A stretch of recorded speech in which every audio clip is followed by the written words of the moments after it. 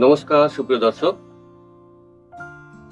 আজকে আমি আপনাদের দেখাবো যে ছোট মুরগি বাচ্চার 1 থেকে 10 দিনের মধ্যের বাচ্চার কিভাবে এবং কখন ফার্স্ট ভ্যাকসিন মানে F1 রানীক্ষেতের ভ্যাকসিন করানো। তো আমার কাছে রয়েছে দেশি মুরগির 12টি বাচ্চা। তো এই 12টি বাচ্চার শর্ট ভিডিও আমি আপলোড করেছিলাম কিছুদিন আগে।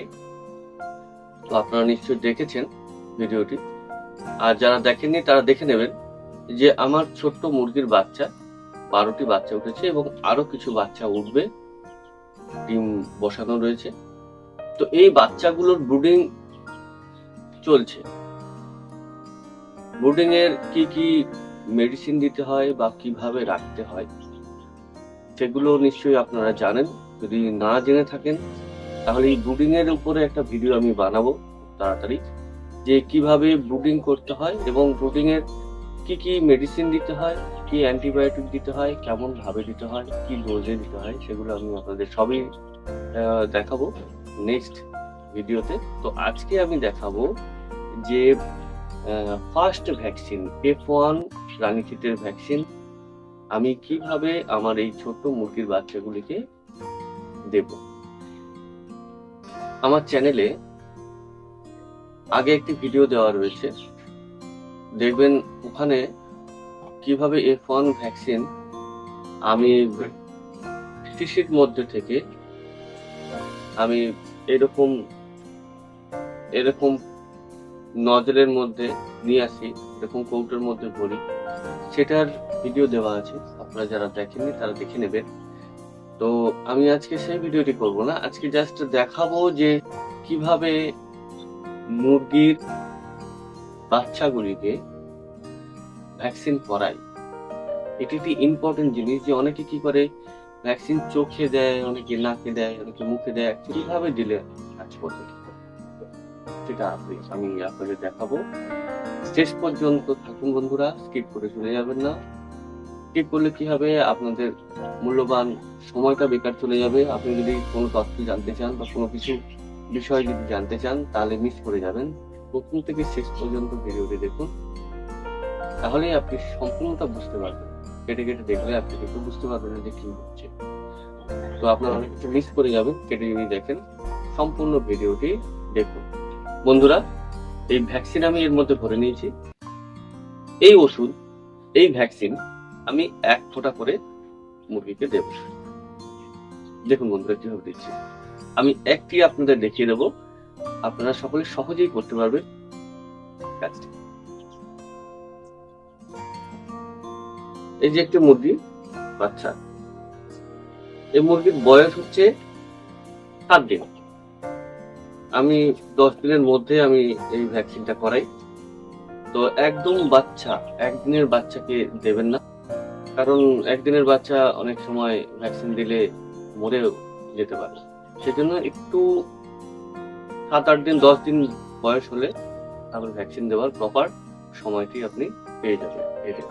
তো এই বাচ্চাকে কেউ কি করে, এই নাকে দেয়, কেউ চোখে দেয়, কেউ মুখে দেয়।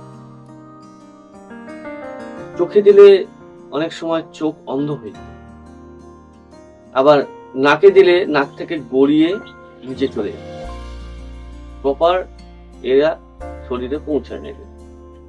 তো সঠিক উপায় হচ্ছে একেবারে ডিরেক্ট মুখে দেওয়া, তাতে করে কি হবে, সে খেয়ে নেবে। এটা হচ্ছে সঠিক। তো মুরগিকে এইভাবে ধরবেন, সহজে একটু মুখের মধ্যে হাতটা এইভাবে, 2টো আঙুল এইভাবে দেবেন, আর একটা ড্রপ দিয়ে দেবেন। একেবারে সঠিকভাবে কিন্তু খাওয়ানো হয়ে গেল। এইভাবে আমার 12টি মুরগিকে আমি ভ্যাকসিন করিয়ে দেবো। সঙ্গে থাকুন বন্ধু।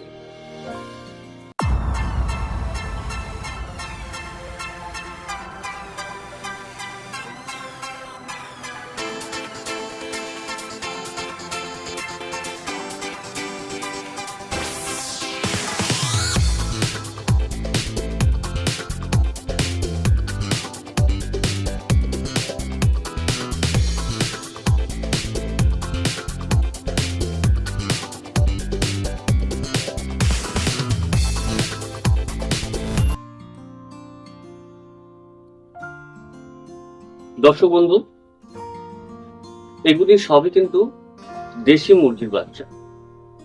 তো এই মুরগির বাচ্চাদের আপনি যদি মনে করেন যে দেশি মুরগির বাচ্চা আমাদের এই আবহাওয়ার সঙ্গে অভ্যস্ত, তো এদের ভ্যাকসিন না করারও চলবে।